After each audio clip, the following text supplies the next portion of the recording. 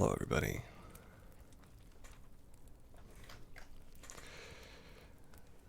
It is 7:30 p.m. on the 9th of January, 2021, and we are starting Cast Talks,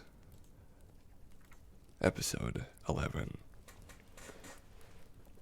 It's pretty crazy. 11 episodes in. I know I say this every time, but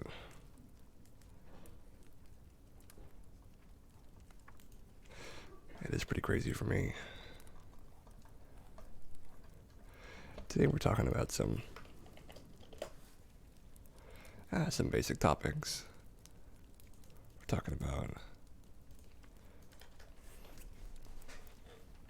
a few things from my past, some good news, and then we're going to be having a little bit of, I guess what you can call it, talking to sleep sort of stuff going on. So go ahead and look forward to that. Our special episode is coming up probably next time we do a stream, so next Saturday. But until then, we're still doing our normal every week routine. Just enjoying the back and forth and the side to sides. Either way, though, I'm glad for all of you people that will be here soon and everybody who is in the future listening to this. So to start with, let's talk about some good news.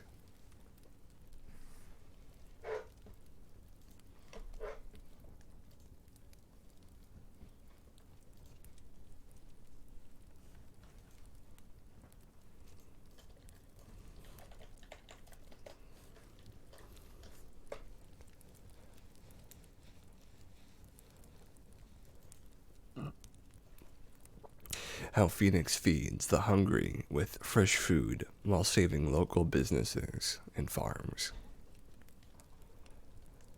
Around the world, individuals who have found all kinds of innovative ways to support each other during the pandemic, but so have governments. In Arizona, the city of Phoenix has managed to save dozens of farms and restaurants, while also getting free meals to those who need it most. Between July and December in 2020, the Feed Phoenix program provided more than 50,000 meals to local residents. An amazing feat in itself, but only the beginning. When the city received its CARES Act federal funding in April, it could have simply directed the money to food banks. Instead, it asked a nonprofit group, Local First Arizona, to take a more holistic approach to shore up the city's food system. The resulting Feed Phoenix program has been a success on all fronts, connecting struggling farmers with restaurants and caterers in need of business. The nonprofit buys produce directly from the farms, then pays the restaurants to prepare and deliver free meals to citizens in need. The meals are then distributed at 30 locations, such as food banks, free of charge to those in need. What's more, it is fresh, ready-to-eat food, much more nutritious than the canned and boxed items normally available at such places. Local First Arizona was in a unique position to take on this project. For years, the charity has been working with about 3,000 locally owned businesses to promote local buying. The city could have awarded one very large contract to one very large company to just prepare all of those meals. Kimber Lanning, the nonprofit's founder and executive director, told Bloomberg, "Instead, we decided to create a program to touch as many businesses as possible." The chef at Santa Foods said they had to shut down all their operations due to the pandemic. "This program has helped us feed our community, but in my commercial kitchen, we activated again through this grant. said Maria Paracano, who preparing hundreds of delicious vegetarian burritos for Feed Phoenix events throughout the year. Funds were scheduled to run out for Phoenix Feed this month, but due to its phenomenal success, the city council designated enough money to fund local First Arizona well into the spring. Its impact will be felt a long time after that, too, thanks to the many connections forged between local businesses and farms who plan to continue working together. What's going to be left behind is a stronger community food network, Phoenix Environmental Programs Coordinator Roseanne Albright told Bloomberg. Restaurants realize the value and excellent product that can be delivered by our farmers, and they want to continue those connections. It's a lovely little story.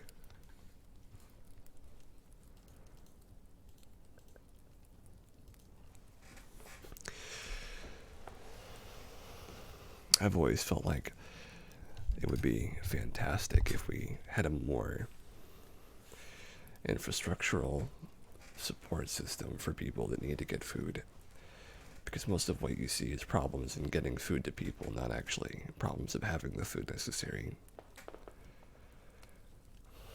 A backup job of mine, I guess you could call it, has always been being a chef, because I'm so interested in making lovely sort of moments and lovely connections with people, and food is a very powerful way to do that.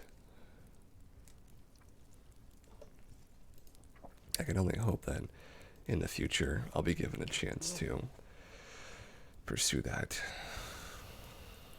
and see how far I could take it with cooking. I've never really cooked for a kitchen. I've only ever cooked for myself and my family now and again. But I think cooking has been a very difficult and challenging thing to actually do, to actually get into, by nature of how mental health and recovery and strength, when it comes to both of those things, works.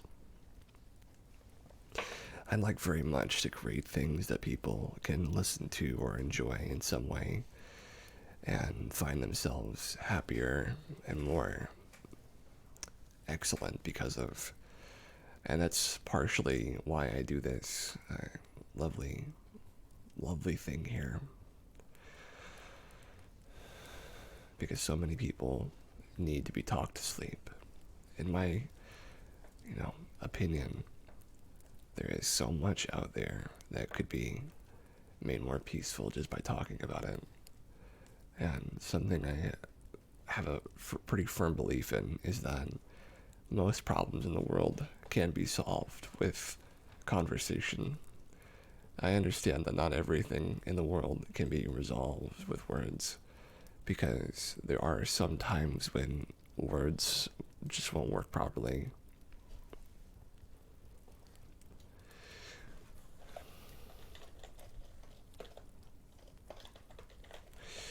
But I like to think that those are so few and far between that we don't run into them very often.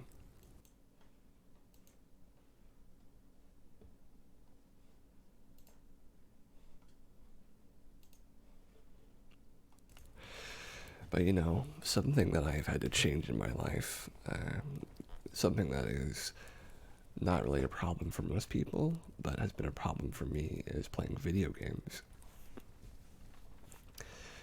Video games have been a part of my life since I was maybe 6 or 7 years old. And the first video game that I ever played was probably Pajama Sam or Spy Fox, one of those two. I remember really well that Pajama Sam had this fantastic sort of ambience of being just this pillow fort kind of labyrinth thing going on, but there was a creepiness to it in this one level where you were on a roller coaster in a pillow fort. And I always felt so, I guess you could not say scared, but so hesitant because I was always afraid of falling off of roller coasters. And though it would be very safe and stable and non-dangerous landing, the idea of falling off a roller coaster has always sort of held a place in my heart as a worried spot. Something else, though, I have thought about is how much more proactive and productive I've been because of the lack of gaming in my life. And I know that a very common problem among gamers is poor circulation, poor physical health. And that is, of course, due to a number of things, but for me, it was due to my lack of initiative based on my ability to make myself feel better at any moment's notice by using a video game to do so. And while I still think that video games should be used as fantastic mental health devices in ways for us to fully get ourselves immersed in a different world, a different reality, I do think that they have a lot of negatives associated with them as well. For me, one of them was when I was very young, I was introduced to the concept of violence in video games way too soon, to the point where I think that violence, maybe it is appropriate to learn about violence early, but I think it's less appropriate to be given such a wide variety of violence to look at. Because, children, they harass each other, they harangue, and they hound and make noise, and sometimes they hit each other, sometimes they wrestle, many different things. But I don't think it's appropriate to show more grievous acts of violence to young people. It's why I think like WWE and stuff like that is more okay, because generally that's like not actual violence. It's violent, but it's no one's actually getting hurt on purpose or being targeted to be hurt. If they get hurt, it's on accident. And plus the stories are really stupid and people can really get into them and have their own favorite characters and stuff, whereas like that's true in video games as well, but usually violence is more specific and more targeted in video games. And I would never say that that has caused me to be more violent, because I don't think that's the case, but I do think that the violence has traumatized me and made me change to some degree, and I think that that's something that I do feel negatively about, and I don't think I will be subjecting a child, if I ever have one, to that. But there's a lot of different things I would do in that particular situation. I think one of the many things I'll do differently than my parents is make sure that I sort of have a lineup of very appropriate and very helpful pieces of media to show somebody, because unfortunately my parents, they let me watch rated R movies when I was very young, like maybe only 6 or 7, maybe even younger than that. And I am not an expert in, raising a child, but it was not a good decision for me. And, parents make all sorts of mistakes, and it's understandable.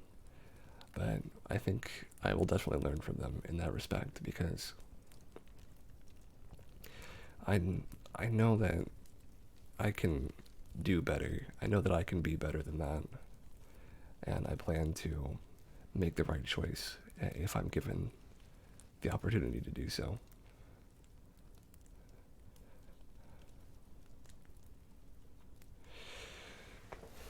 Something that I want to instill onto somebody that I love or care about is the idea that there is a lot of kindness and good in the world, and the idea that there is wholesomeness and there is sanctuary and kindness and belief and faith in the world. I don't mean like a religious belief, because you can think that if you'd like, that you can believe that as much as you want to. But I don't really feel like I have any religious views, to be honest. If I do, they're so philosophical that they almost don't count as being religious. But generally, I just think that humanity and being good to one another and having good intentions, that's much more godly than anything else I've seen in most of my life. But that's something that I believe in. I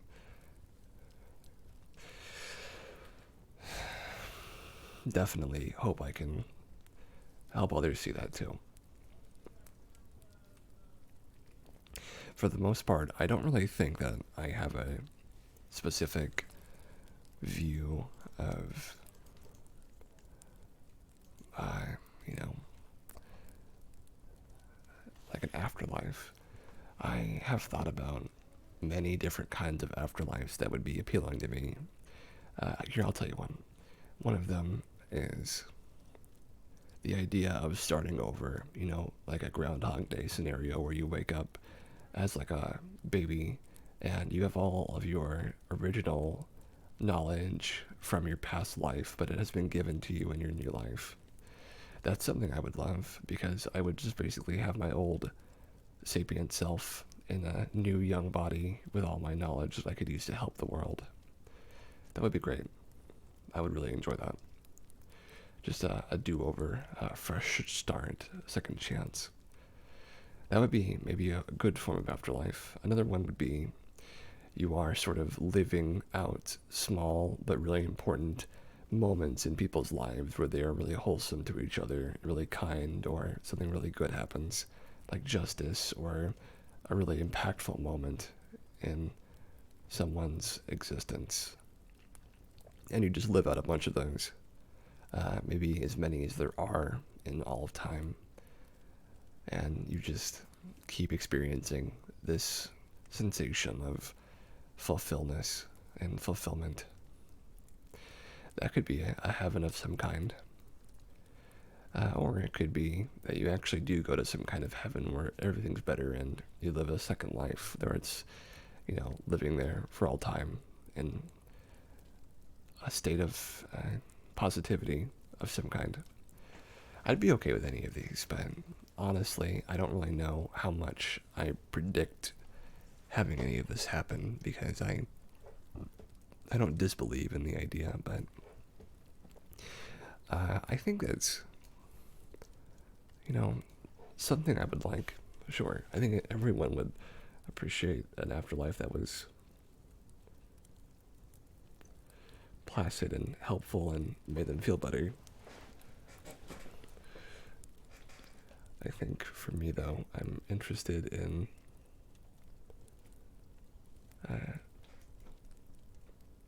feelings of becoming kind of better and newer and learning new things about myself, while also sort of evolving and becoming stronger. Because I think it's really difficult to ever become, the strongest you can be. Though there is a way to become more and more strong with physical and mental things. But one thing I've always thought is it's awfully hard to really become your best. It's awfully hard.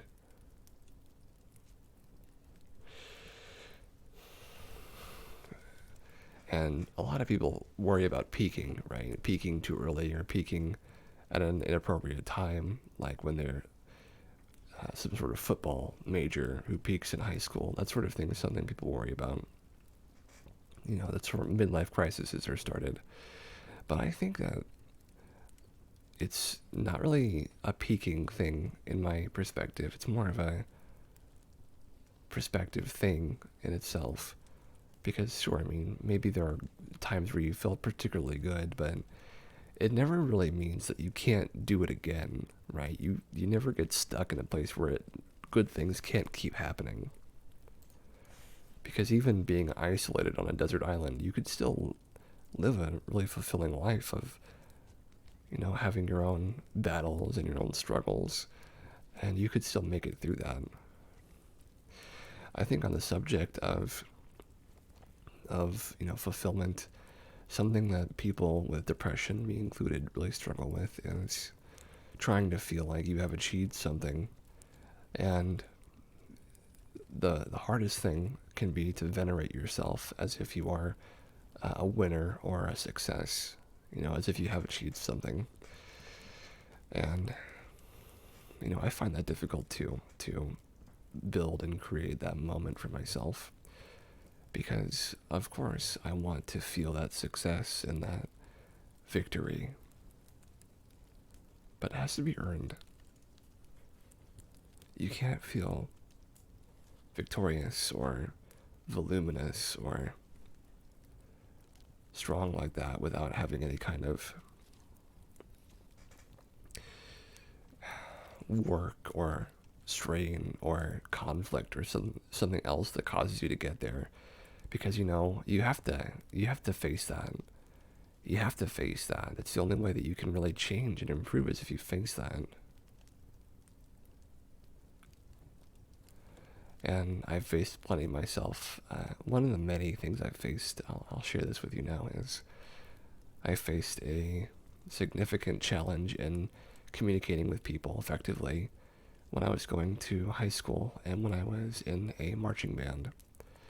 In fact, it was so difficult for me that I was almost unable to make myself successfully say anything of worth or value, right? It was sort of like all I could do was tell bad jokes and sort of be in the background of other people's conversations. And in the off moment where I would have a very unlike myself moment or more like my true self moment, I would tell people something really important or share something really relevant or meaningful, and they would be surprised. Like, why wouldn't they be, right? Because they would be seeing something so uncharacteristic of me that they would sort of be shocked to think that I had that in me. And it's something that I think about is the way I interacted with everybody back then was so different. So different. If I had a chance now to go back and try again, I would definitely make a different decision. But I have to not reflect on that too much because it's not really fair to me.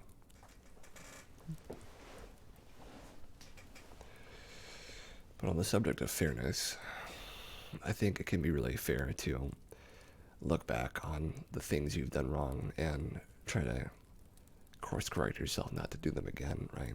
But that's something I face difficulty doing as well. I face quite a bit of difficulty in correctly adjusting my behaviors. That's a common feature, though. Leaning back in my chair, actually. It's a common enough feature in people that have struggles kind of like mine. Another struggle that I've dealt with in my life has been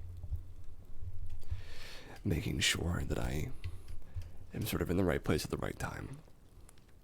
Timing is a hell of a thing, or a heck of a thing, excuse me. And good timing can be so instrumental to so many things that if you just have good timing, if you're just ready at the right moment and there at the right moment, you can change a life. You can change your life.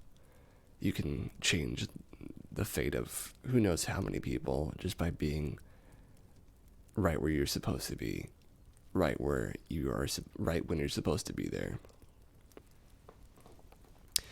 I think that it's pretty important to find those moments of good timing in your life and to let them stretch out for as long as they can. to be good with your good timing. Because, it can be really difficult to try and find something that is good for you. And when you do, you have to hold on to it. And timing, of all things, is a subject of extreme importance. You have to put so much effort into finding the right time for things. That's something that I have a challenge with as well, is trying to find time for different things in my life. One of them is Dungeons and Dragons, which I've been trying to run a group for some time as well. But I face this, once again, another challenge of organization and management.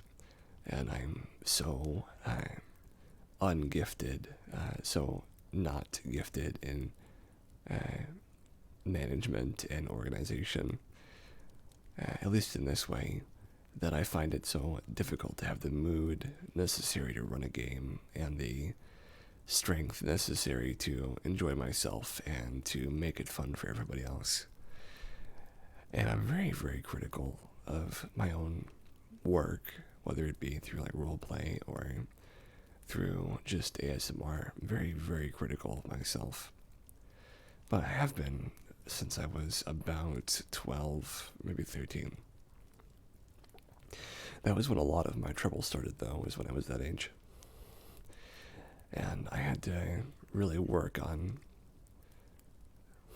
not taking things quite as, I'm not really sure what the word is, but not being quite so harsh on myself. Though I haven't changed enough that I can say I'm not harsh on myself anymore. I would definitely say it's less so than it has ever been, at least in my adult life.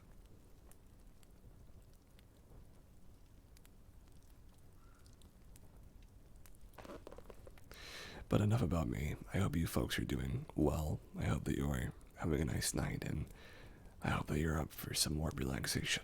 So just make sure you find a good place to sit in, and that if you're already sitting down, that you lean back and curl up as much as you can. As for me, I think that it's important to remember that we are listening to things like this for a lot of different reasons. And I'm doing it for a few reasons myself. You might be here because you've had a stressful week and you'd like to just sit and listen to me talk for a while, just to have a companion nearby. Or maybe you find yourself really relaxed at hearing me speak. These are both pretty good reasons to be here. There are many more, but these are the two that I think are the most inspiring to me.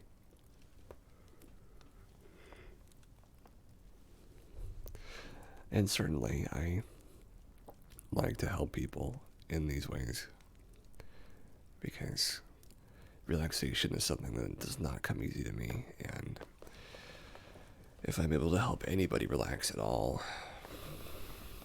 that's a beautiful thing, and I'm going to do my best to make sure I facilitate that as much as I can.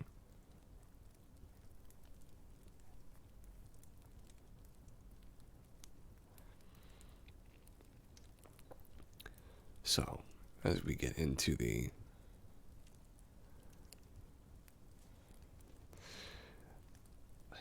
end of the first quarter, let's look at another piece of good news.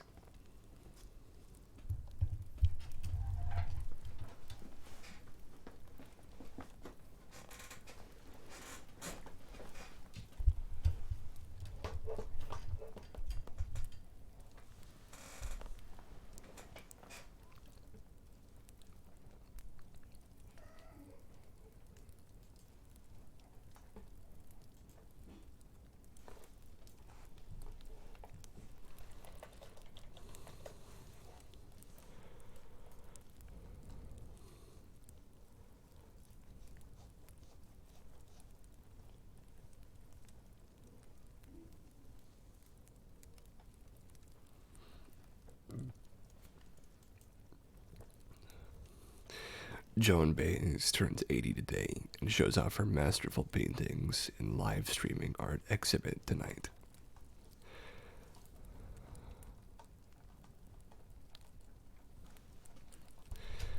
Singer-songwriter and activist Joan Baez turns 80 years old today, and you can join her for a live streaming event tonight.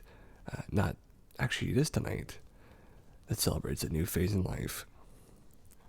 After retiring from live performing in 2019, the musician whose hit 1975 single Diamonds and Rust was written about a former lover, Bob Dylan, has turned to painting full-time. Her new solo art exhibit features portraits of people making the world a better place. Mischief Makers 2 is a follow-up to her first show that showcased portraits of people who changed the world through non-violence, like Malala Yousafzai, Aung San Suu Kyi, Ram Dass, John Lewis, and Martin Luther King Jr., a friend whom she marched arm in arm with. Diamonds and Rust Productions will present the live-streamed 80th birthday celebration tonight, January 9 at 8:30 p.m., with tickets costing $20 on the day of the show. The event will introduce her new show of portraits with a live interview with Baez, a virtual tour of the show, and other festivities and mischief to mark the milestone occasion. Subjects in her new show include personal heroes and famous friends from the worlds of politics, literature, music, and more, including Nelson Mandela, Patti Smith, Bob Dylan, Kamala Harris, and Ruth Bader Ginsburg. Baez includes also a self-portrait in acrylic titled Black is the Color. I hope this new collection of portraits inspires you. Baez says in her artist statement, maybe it will encourage you to go out, in the words of the late Congressman John Lewis, and make trouble. During the lockdowns of 2020, she also started performing music from her gorgeous kitchen and posting the songs on YouTube. Check out her performance of Bob Dylan's Forever Young, dedicated to all the heroes of the 2020 pandemic. Lovely.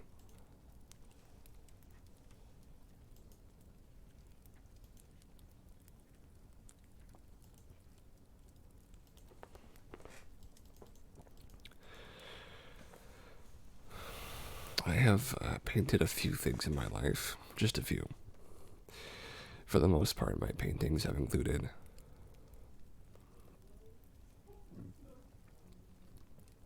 paintings of weapons, with a few vagrant paintings of people that are sort of in my mind or have been images in my mind.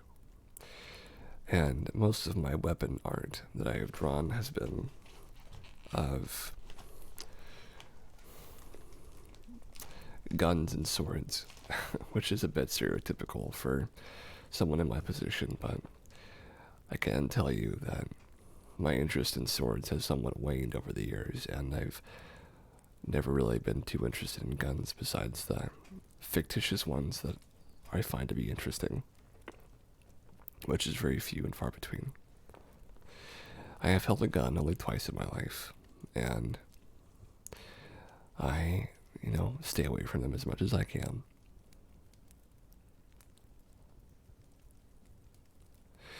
And for the most part, I'm pretty chill with the idea of weapons. I appreciate that they can be useful, but I don't want them near me if I can help it. And I think that I'm fairly adverse to actually having a weapon, in my area.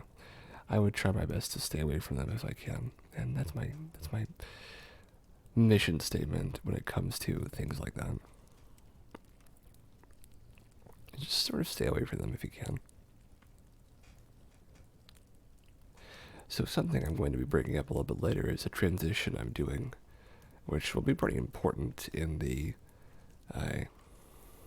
history of Cast Talks. because it may be a bit of a strange transition. But we are going to try it and see what happens.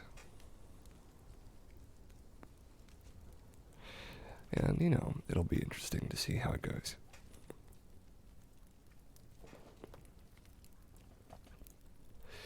But as far as other parts go, I am fascinated with martial arts to some degree, like many people are. I think the idea of being a master of your own body is thrilling. And I have been a seeker of that knowledge for a while, though my actual physical practice is limited. I am very interested in the actual art of self-defense and the art of keeping oneself safe. Those are two things I am interested in. I think when it comes to the former, the actual violence itself can be fun, but I find it to be easily overstaying its welcome, considering I don't particularly feel violent myself about much of anything, and the actual keeping myself safe is far more important to me than wanton destruction. Though I think there's room for destruction in someone's life to be important and to be helpful, for the most part, it doesn't really seem to do anything for me besides scare me, because I'm very easily scared by things like destruction. Loud noises and stuff like that scare me. And I've always been pretty skittish around fast-moving things like machines and things like that. I think, though, that I have a definite fear of injury, like most people, and I don't like seeing wounds on anybody's body, especially not my own. I do think there is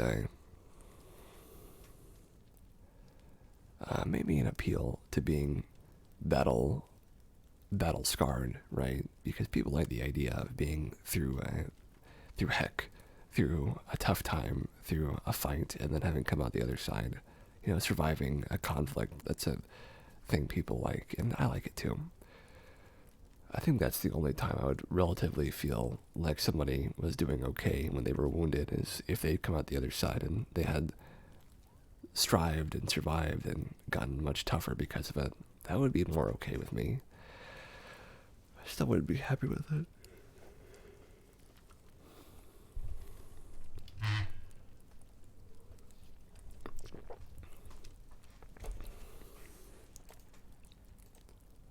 I think, though, that there's a definite room in the world for learning how to be struck and to survive, and how to be damaged and survive. Because something I've had to cope with and learn about more as time has gone on is how to be okay with being hurt. Because, you get hurt in your life, no matter who you are. And something that is really important to remember is that even if you get hurt, even if it really sucks, you're still alive. And you may hurt for a little while, but you'll get through it.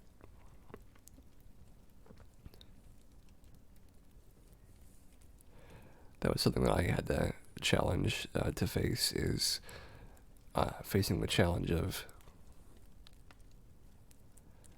being okay with receiving some kind of permanent damage, which is natural in life. To receive damage is, it's completely natural to be hurt and to have things like that happen to you. It happens to the best of us.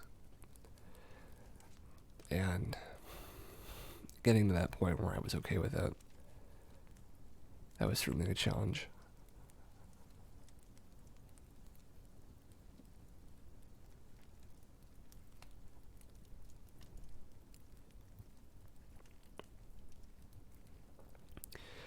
But I would say that I've made a lot of progress in that challenge.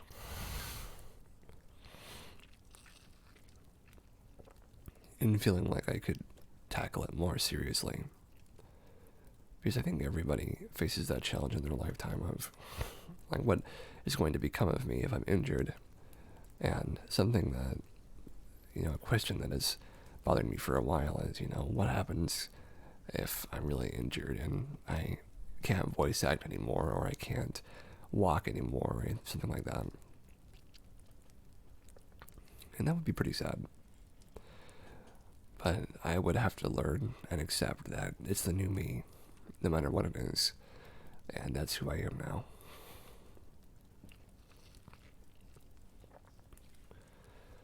So I think that that's an important thing to remember, is that no matter what happens to you, you're still yourself, and you're still the you.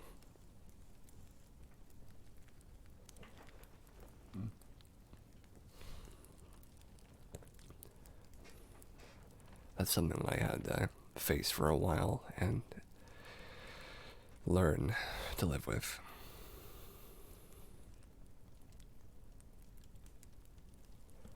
But I think we all have lessons like that to learn to live with.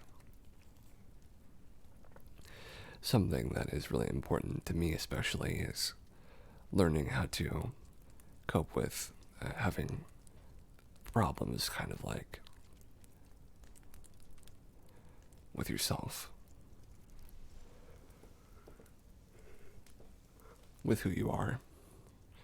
And there's lots of different ways you can have these kinds of problems. You can be influenced by somebody else to dislike yourself, or you can just be influenced by media or a number of things, right?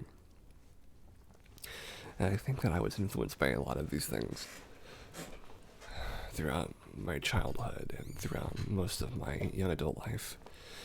And that did make me have these negative views on myself. And I think it's really easy to fall into that trap of feeling so negative about yourself, about who you are, and maybe what you look like or what you do.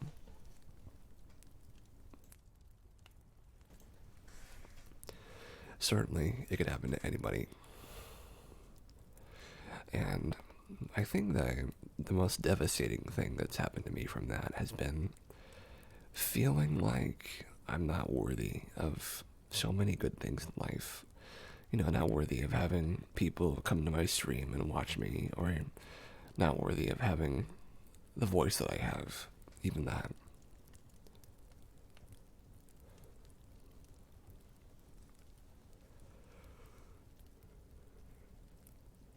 I think, though, the truth is that no one is really unworthy of really anything, are they? Because some things just happen, and good things happen to all sorts of people, and so do bad things. Even though it can be hard to accept. It's hard for me to accept. And I think that this acceptance of where things are and what things are going on and who we are, it comes with time.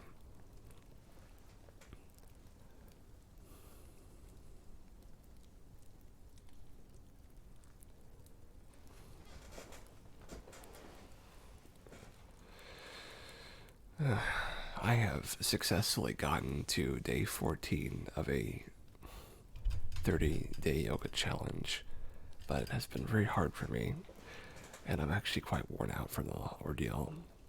But I've been worn out for a while now. It's been training my postural muscles, and if you've ever done forward folds or chaturangas, I think they're called, it really does train you to stand up a little bit better.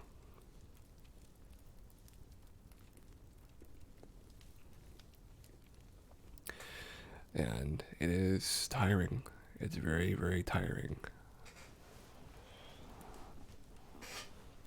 It makes you super sore, and you're sort of like in a position of like, ooh, for a while afterwards.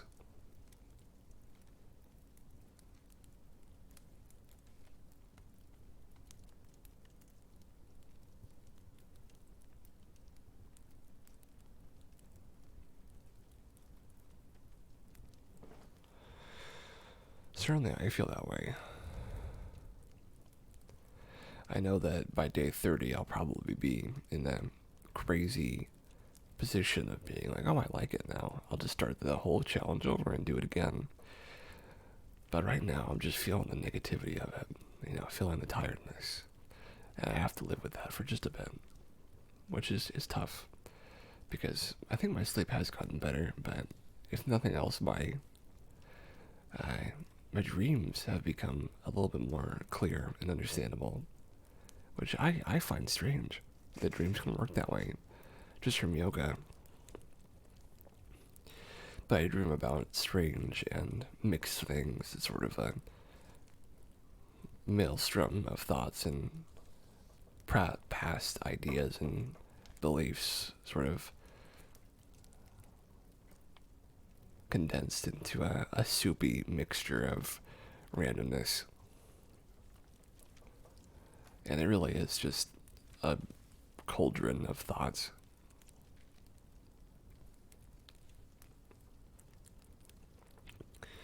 But, there's some good to it, because it does help me understand really well what sort of space my mind is in.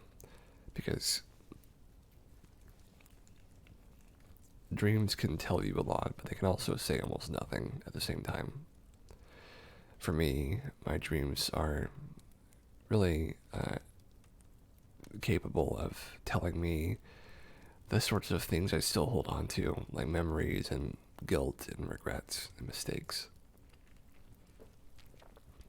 Like the mistake of twisting somebody's finger, or calling somebody a name, or lying to somebody. I feel like that's something that I hold on to this day, is a lot of those things. Maybe it's a good reason why most people don't have an eidetic, and by that I mean perfect memory, is I suppose there's always the challenge that you might remember everything so flawlessly that you never let go of any kind of pain or humiliation or suffering. I like to think that that's not true, but I do not have an eidetic memory, far from it. My memory is not that good, though it would have its advantages, I'm sure.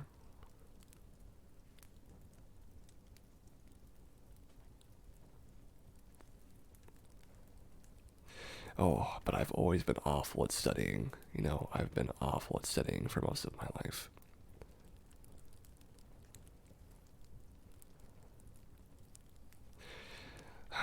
I've always tried, though, and I think the act of studying itself has not only been nearly impossible, but the rewards have existed. I have had rewards from doing it, but actually just sitting down to get it right,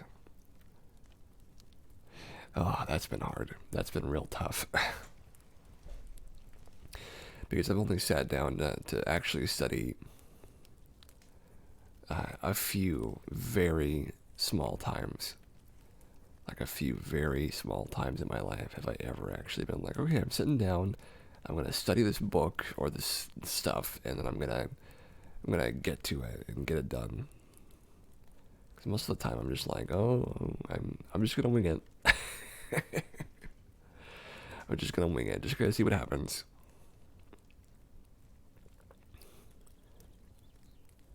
And I would just sort of, fly by the seat of my pants. Fire from the hip.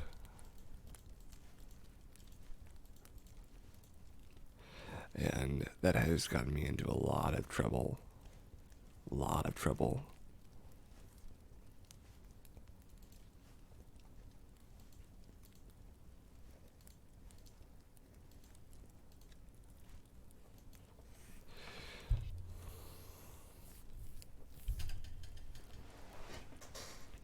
But it's alright. I've faced a lot of it, just for the sake of staying alive for another day. And that's something that really got me through a lot of the negativity in my life. It's just being like, just one more day will do it. One more day, see what happens.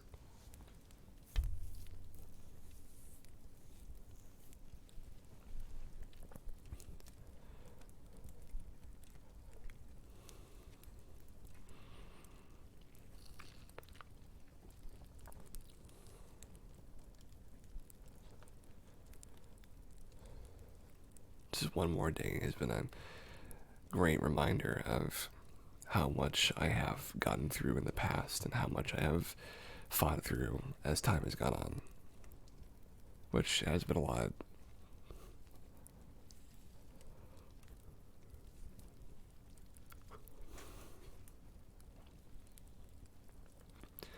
But a lot of us have been there too. A lot of us has been through a tough, long time of, not feeling well or not feeling good. And it's important to remember that those times are not permanent. And even if you are not feeling good now or in the near future or in the past, it doesn't necessarily mean that you can't feel good later, right? It doesn't mean that you can't have a nice time. And that was something that I had to struggle with for years. Because the idea of permanence was, strangely enough, not something I understood very well. I thought of permanence as like a sort of a how do I describe this? If you can think about something that's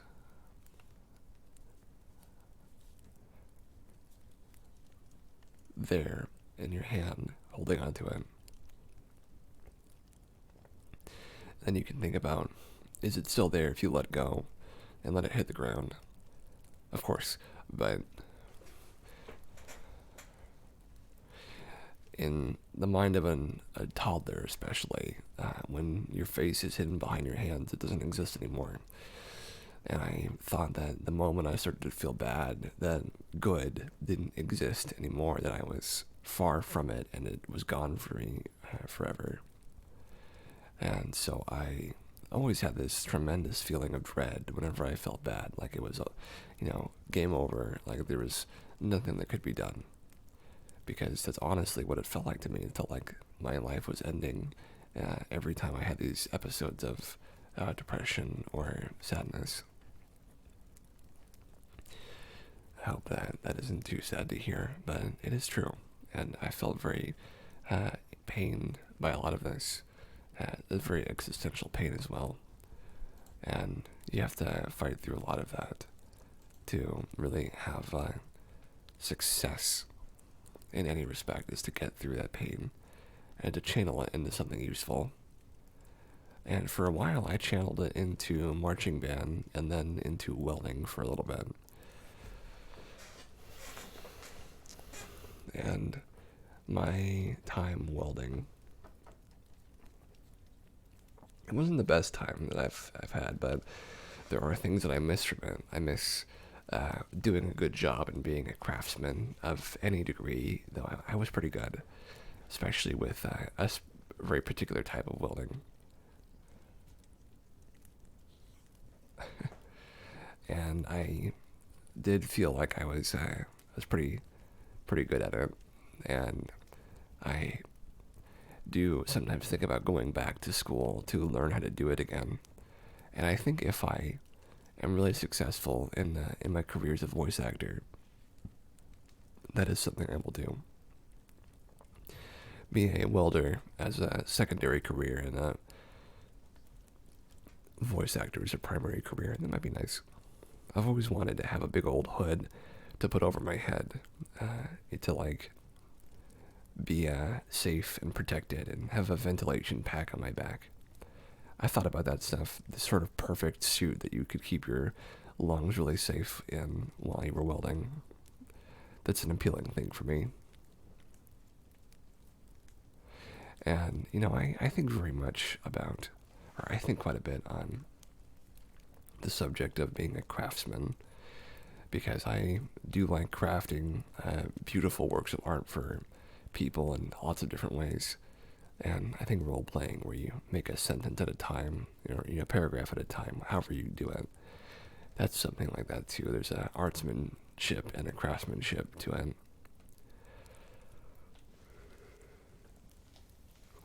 And it's certainly a beautiful thing when you get it right. All right, everybody, we're moving into our first break, our only break really, where we take about 5 minutes to stand up and stretch, get some water, go to the bathroom, and we reconvene in about 5 minutes. So go ahead and stand up and get yourself nice and situated, and we'll be back before you know it. See you in a minute.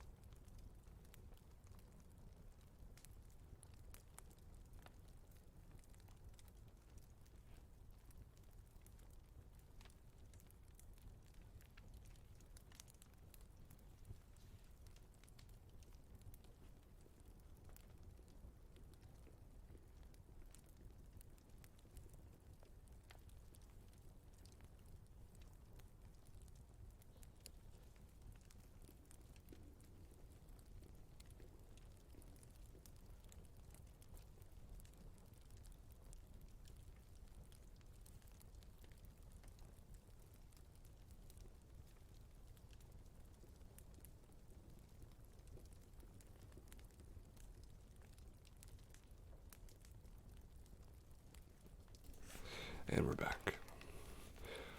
I don't know if that was exactly 5 minutes, but it felt pretty close. Alright then. Hello everybody. Hope you had a nice little break.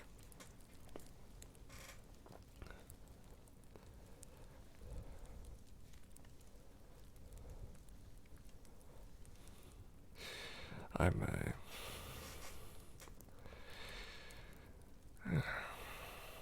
feeling a little less tired now that I've been active on stream for a little while. But I think I'll get into a little bit of the changes we're probably going to be making at episode 12 and a little bit over the next couple of weeks. So, something that has been on my mind for a while is our view count and the amount of people that show up during the stream. So, just to start off with, it's not a particularly large number of people that we have right now, which doesn't really bother me, but I do think about the growth of the stream as well. So, I have to consider what ways might be more effective at reaching more people with our wonderful message. So, one method I have thought about is switching over to YouTube for our streams. That would mean that we would have to do a little bit of infrastructural work at the Discord level, and a few people would have to be told that we're switching over to YouTube. But for the most part, because these videos go up on YouTube already, this doesn't really affect anybody, especially not anyone that looks at the YouTube already. And from what I've heard, the community on Twitch is not exactly that supportive of IRL stuff, which has been my case of understanding. But also, I would like to use my Second Life streaming stuff. The YouTube is... Here, let me put it in the link for you.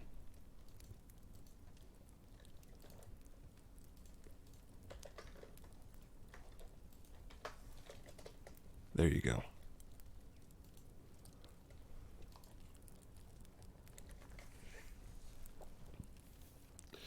And thank you very much for being so kind as to say that. Thank you. Thank you very much. I'm glad to have you. Thank you so much for following, Daniel. That's very good energy you're displaying right now, and I'm grateful for it. I think that I'm so glad to hear that. Well, I do hope that you are enjoying listening to it and that you are having a nice time here with me on Saturday. Something I strive to do is to help people feel like they're relaxing and unwinding after a long day, or in this case, a very long week. And so I hope that I can provide a little bit of that for you today, Daniel, and I hope that you enjoy your time here.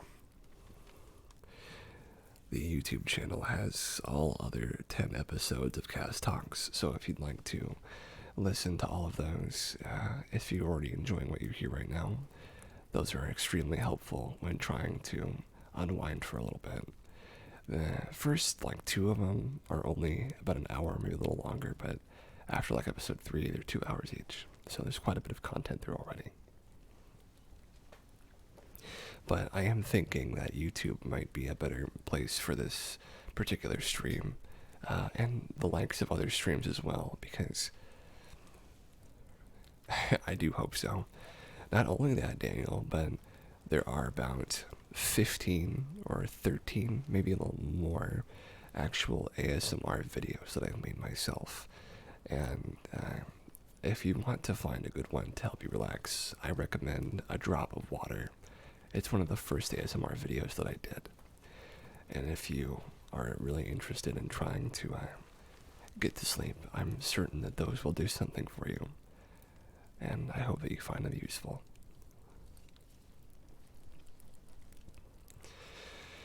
I think that the stream would be helped quite a bit by the presence of the Second Life community on YouTube. Not just because I particularly have a Second Life streaming setup that I would like to use, but also because I have a really lovely number of people that know me from Second Life that would be interested in viewing the content but don't really like using Twitch.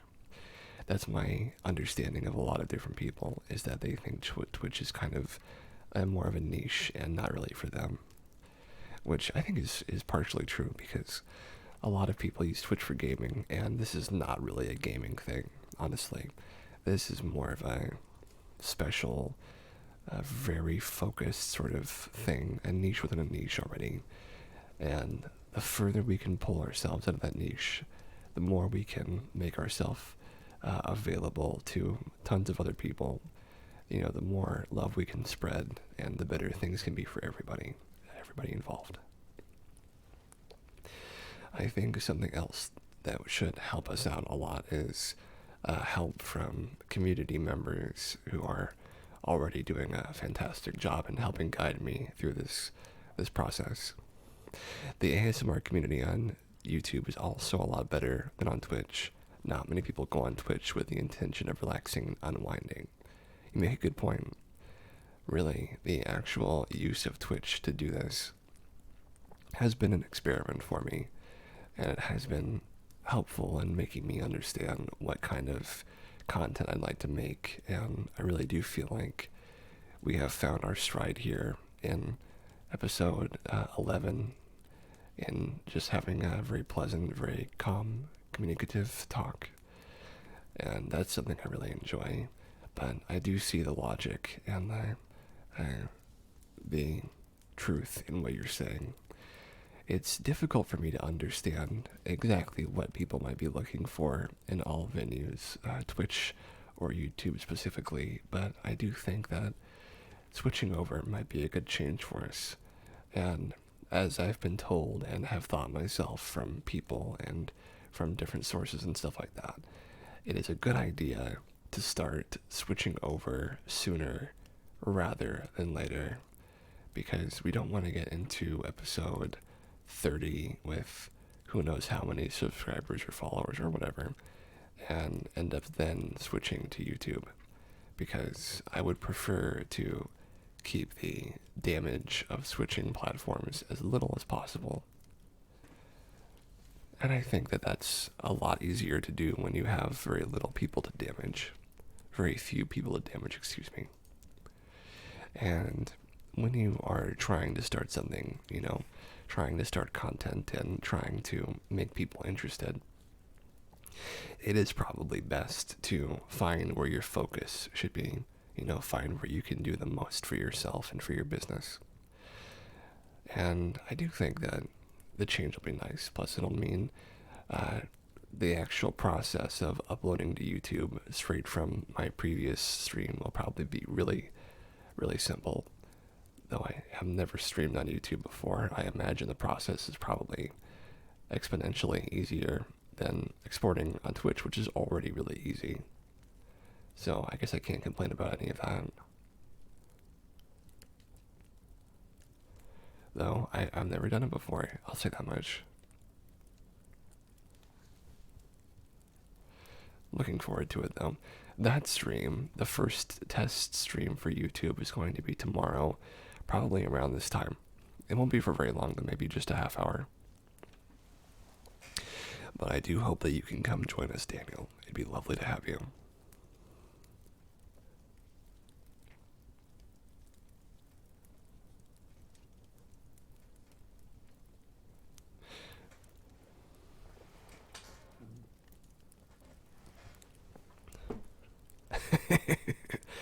I hope you sleep tight. And whatever you do, just make sure that you stay as relaxed as you can and take it easy. Good night, Daniel.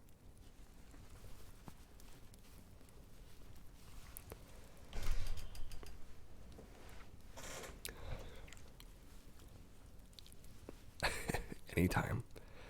Anytime at all.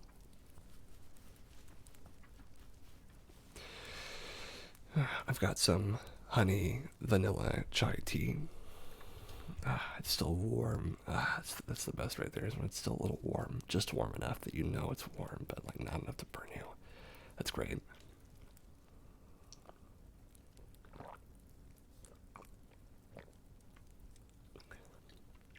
And honey is very good for the voice actor's throat.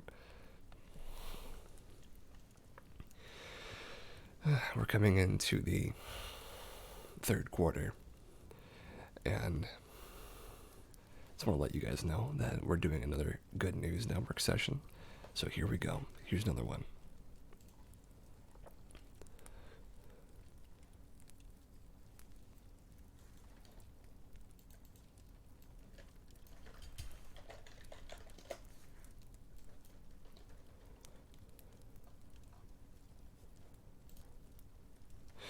Air pollution laws may have saved over 1.5 billion birds in American skies, finds new Cornell study. Already, I like this one.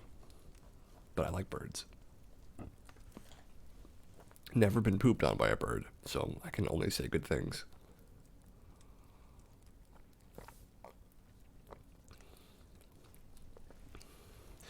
Countless human lives have been saved in the last 40 years since pollution regulations were signed into U.S. law by tackling dirty air has also saved the birds.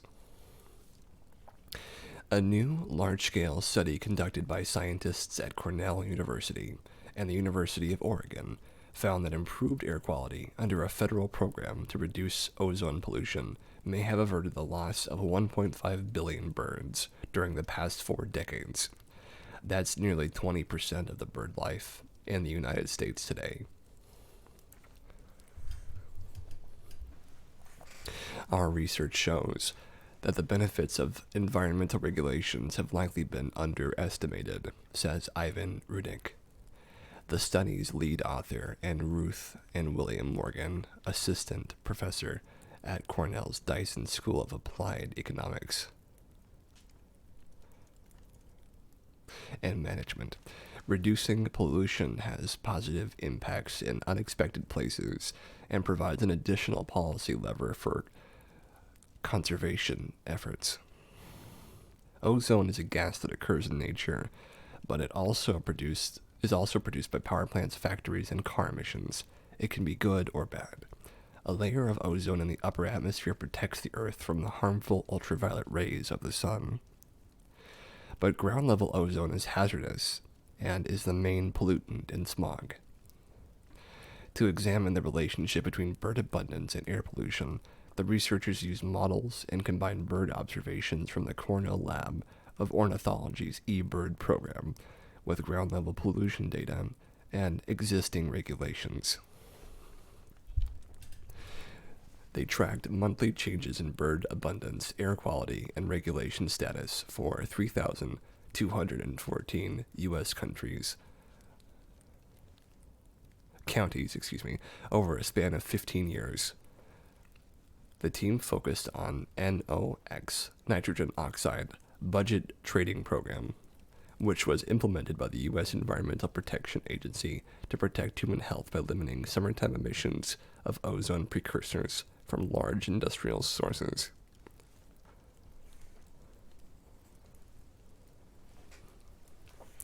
The study published in the Proceedings of the National Academy of Sciences suggests that ozone pollution is most detrimental to the small migratory birds, such as sparrows, warblers, and finches, that make up 86% of all North American land bird species. Ozone pollution directly harms birds by damaging their respiratory systems, and indirectly affects populations by harnessing their food sources. By harming their food sources,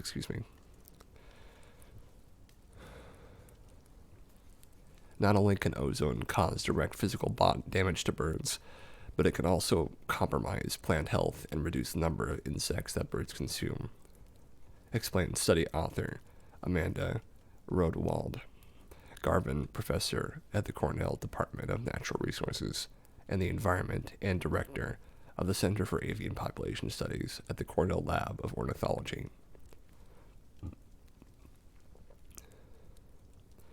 Not surprisingly, birds that cannot access high-quality habitat or food resources are less likely to survive or reproduce successfully. The good news here is that environmental policies intended to protect human health return important benefits for birds too. That's lovely. See, I like birds. I've always thought birds were pretty cool, though I understand they can be mean.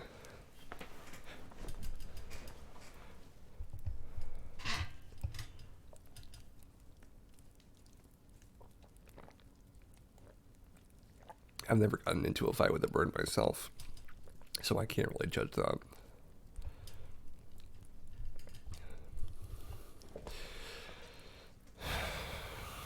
But I will say that I am pretty aware that birds themselves are they're adaptable and highly intelligent in a lot of ways. In fact, I've always thought that wouldn't it be really cool if you had like a raven that would just sort of swoop in and land on your arm or on your finger or on your shoulder. That's such a cool idea to me. Though I don't know how that would look in real life to be like, a bird just lands on you. I don't know how that would look. But it does sound cool, doesn't it?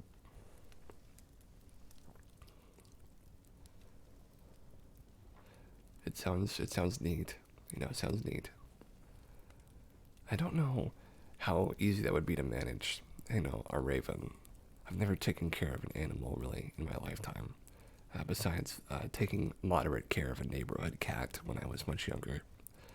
So I worry that I wouldn't be able to satiate its diet properly, because I don't know what a raven's diet really is. Maybe just worms to start with, but certainly it's an interesting thought.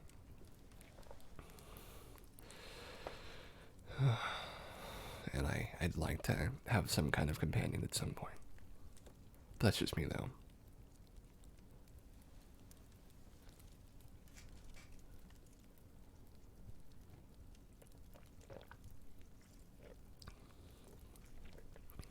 Well, I am going to have quite a busy day tomorrow. More yoga, more watching Twitch streams, more relaxing, and trying to heal my yoga-worn body. I'm going to be quite busy. And then we're going to have our own little YouTube stream and see how that goes.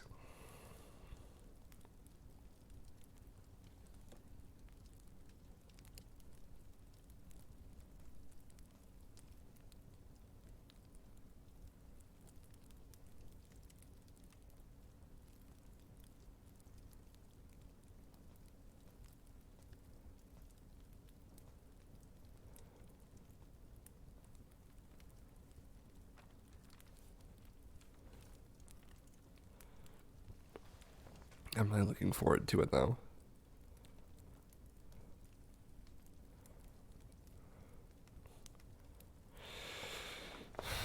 I think about the possibilities that could go on with this sort of stuff, and I think about people like Daniel who are trying to just relax and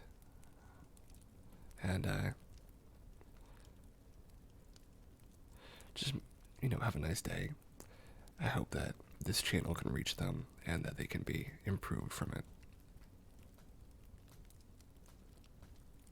That's my only real goal, is to help people through my Twitch streams and through my little ASMR meditations.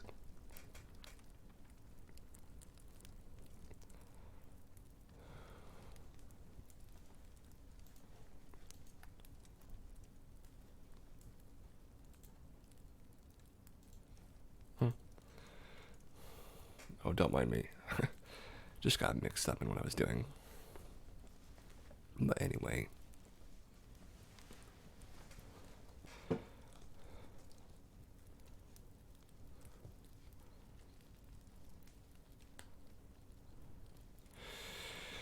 I think about things like that sometimes, like either music or other things that I'm interested in.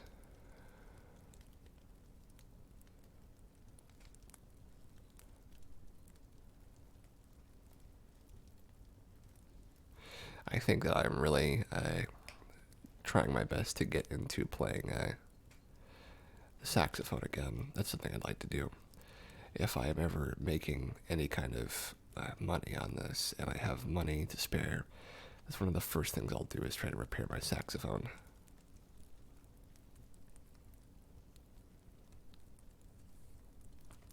Because I do have a lovely, gorgeous red saxophone in my in my in my home, and I would love very much to use it, but it has been so long since I have actually played it, and I think that I do desperately want to use it again, though I have not had the chance for some time, unfortunately.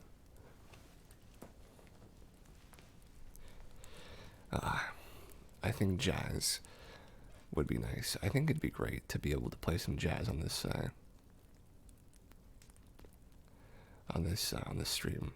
That'd be fun. Though I don't know exactly what what kind of jazz I'd play. Something really soft, really quiet, but my quiet playing has a need for improvement because it's never really been strong.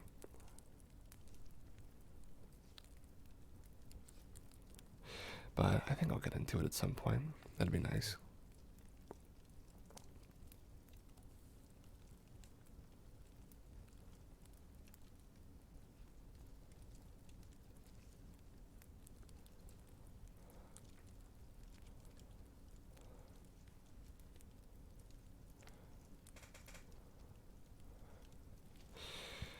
If any of you have ever played instruments before, you can understand how I can sort of be enthralling to get into a session to and to the point where I've almost been like sweaty with exhaustion, but also with joy at the sounds I've made.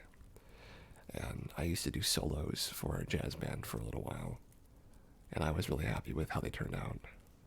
Though I only got to really play them the one time, which is unfortunate.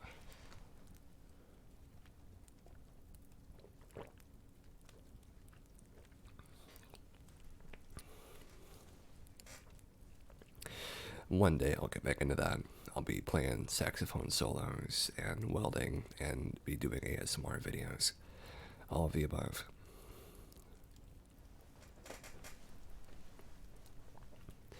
It'll be great.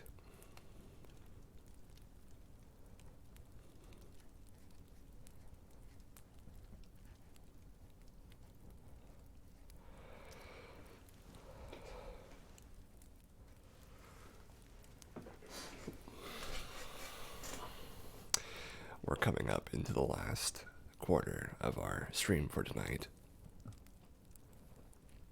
Oh man, I am looking forward to only doing a little bit of work tomorrow. Ah, man.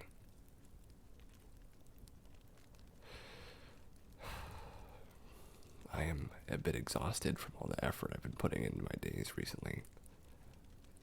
Just a little bit tired.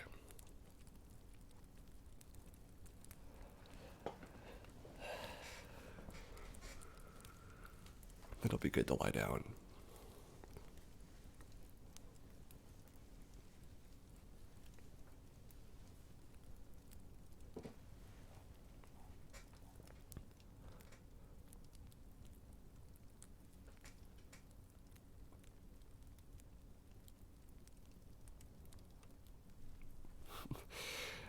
The idea of the channel growing and the stream growing does excite me a lot. I'd like so much to have a lot of really happy people just enjoying themselves listening to the audio that I make. That would be really important to me.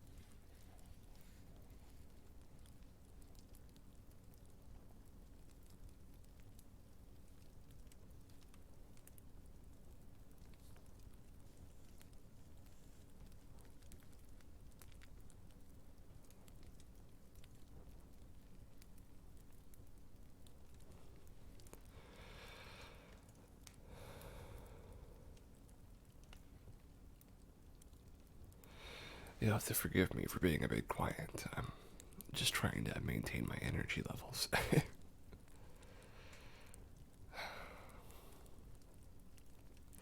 It's certainly an interstice, but it feels like a long one where I'm sort of waiting for myself to become more acclimated and accustomed and put together from the yoga. But I have to say, it is beating me to some degree, where I feel so taken down by it, so beaten up and sored by it.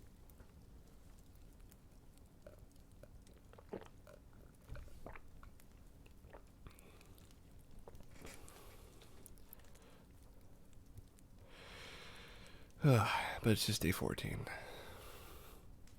Day 14 is not a big deal. It's day 30 we gotta worry about getting to, I think. Day 30.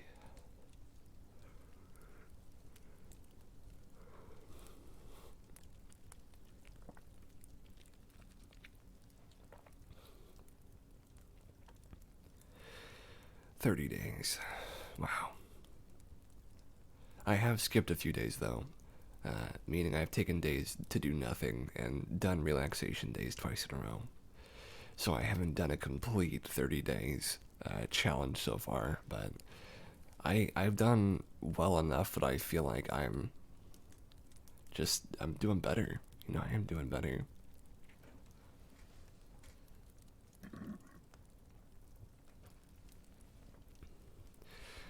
But it is something I have to challenge myself to and keep fighting with. Just for the moment.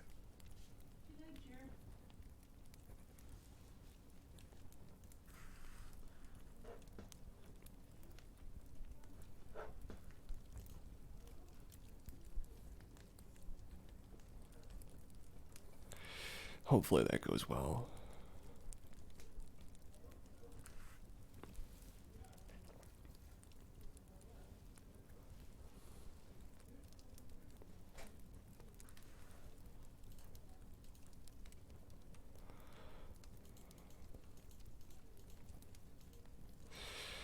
And on other news, I am going to a friend's birthday party tomorrow. I'm looking forward to it. I have a present picked out for her, and I am more than happy to deliver it.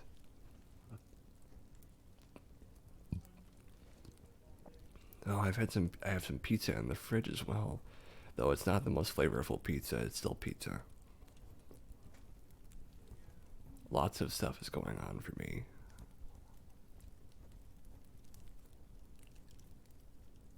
Isn't that interesting?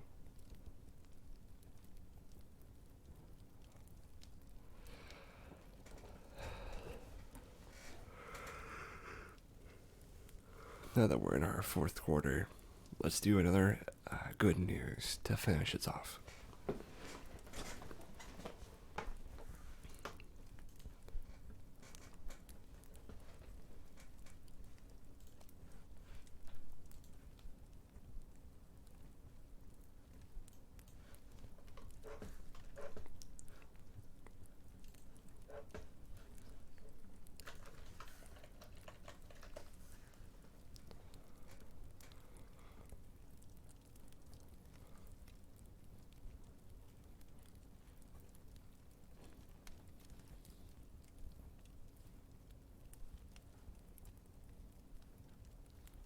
Here's a good one. UK opens its first geothermal plant using heat from the earth to power 10,000 homes. In Cornwall, the UK's first ever geothermal power plant has just put pen to paper on a 10-year deal to sell its supply of electricity to 10,000 local homes.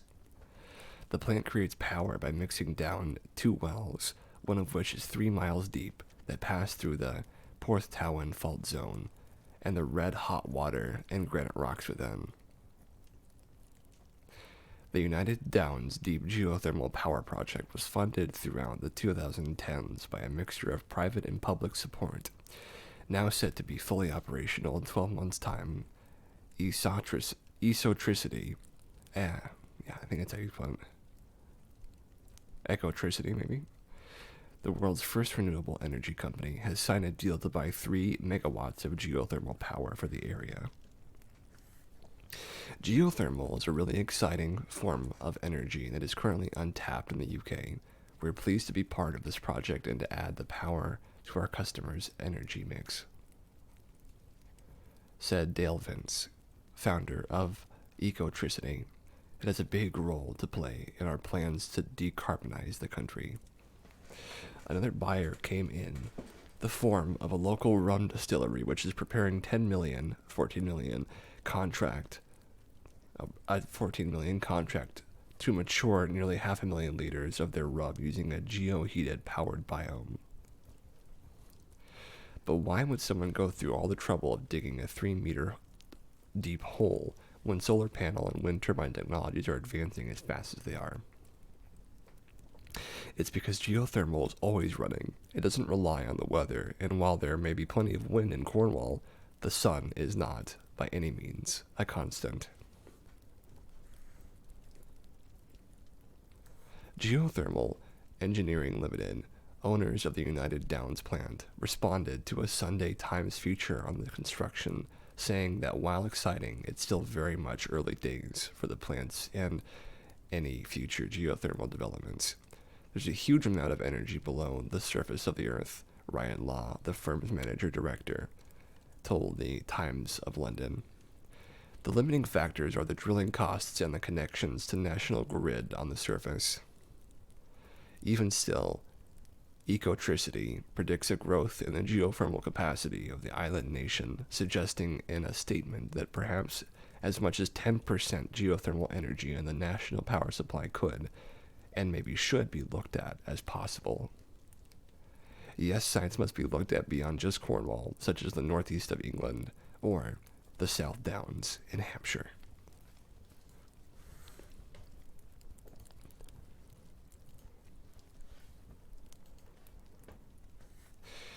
Wow, a lot of stuff happening in the world right now.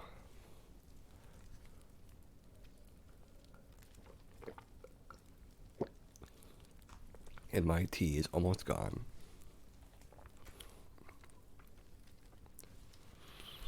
So I do wonder if the switch to YouTube will be a big change. I do hope so. Certainly, I'll be talking about it on my Discord to see how that goes.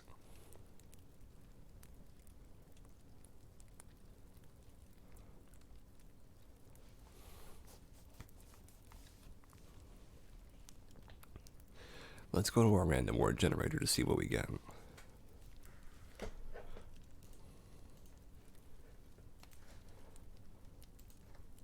Command. I think many people have had a fantasy to be in command of something, right? Whether it be like an army or a nation or the world, being in command can be really crazy powerful. And I have not felt like I have wanted that power for some time, and so I have purposefully not given myself command of much. And I do feel like that time of not wanting that power is slowly coming to an end, because I made a lot of progress with myself and made a lot of progress with how I feel and how I'm doing. And so I think that I'll definitely become more commanding in the future, and then I'll enjoy myself more and have a higher degree of control and balance over my life.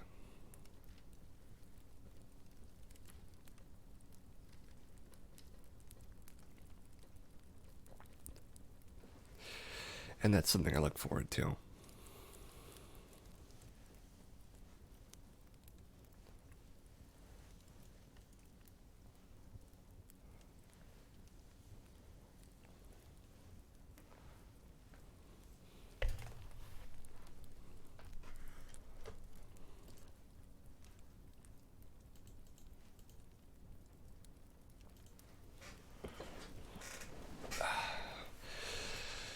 Uh, it's certainly my back is where the soreness is coming in. I hate to complain, but I do feel like doing it. The soreness is real.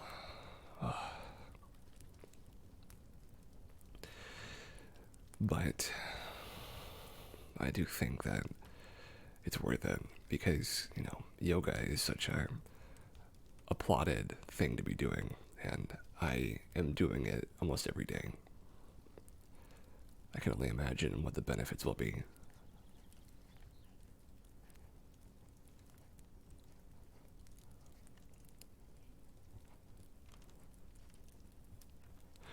And I do feel sometimes a concern for the over use of my muscles, like recently especially, but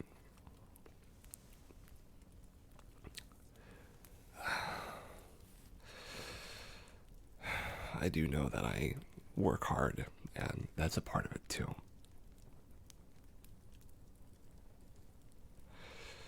But these streams, all 11 of them so far, have been really good for me.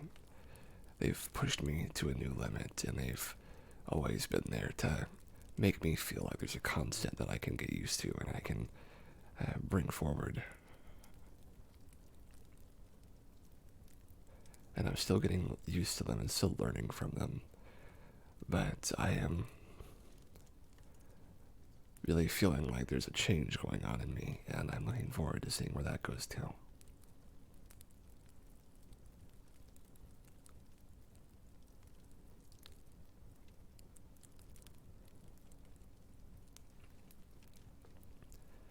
Something that I'm looking at on YouTube right now is Let's Plays by a YouTuber named Bear Taffy. I think it would be really cool to meet him one day. I don't really know anything about him beyond the fact that he is a YouTuber, but I do respect the work that he's done, and I am really sort of happy with a lot of what he does. And I feel like he's not like a hero of mine, but I do respect him a lot for his attitude and his candor so far in his career. I mean, he's had moments where he's gotten angry like anybody else, but I do respect that he's tried his best to remain positive.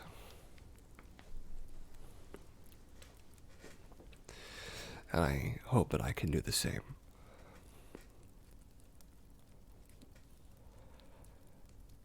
I just got through a serious case of like being like kind of overwhelmed with the tiredness. I've come out the other side. It's my second wind. I'm through it. Oh, it's good to be through it. And what this will also mean is that we'll be able to have much greater control over what's going on with our YouTube. We'll have much greater control over the background and the audio and the stuff regarding what is usable by us and what isn't, and what will help us and what won't. And the Second Life stuff alone will be really great.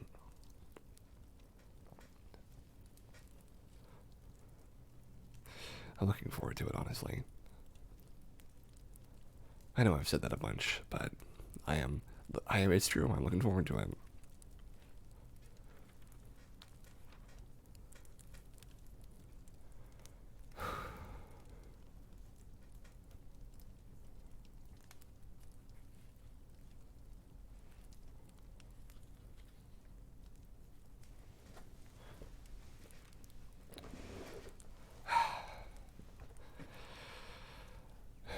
Oh man, I'm starting to get to the last bit of my energy here. It's very unusual for me to get this tired.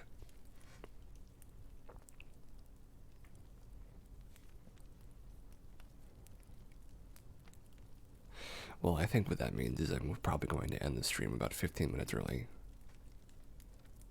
Yeah, I think that's what we'll do. But what I will say is I'm grateful for all of you people who have been lurking in the chat, and I'm grateful for everybody who showed up, and I'm grateful to be here again on Saturday. And for all of you that are coming in, we'll be on YouTube, at my YouTube channel next time. And we'll be trying to try that to see how that works, and it'll be a nice fun time. So thank you guys for showing up. We're streaming tomorrow on my channel, and if you'd like to show up, I'd be glad to have you there. For everybody else, have a safe night. Stay safe, and take care.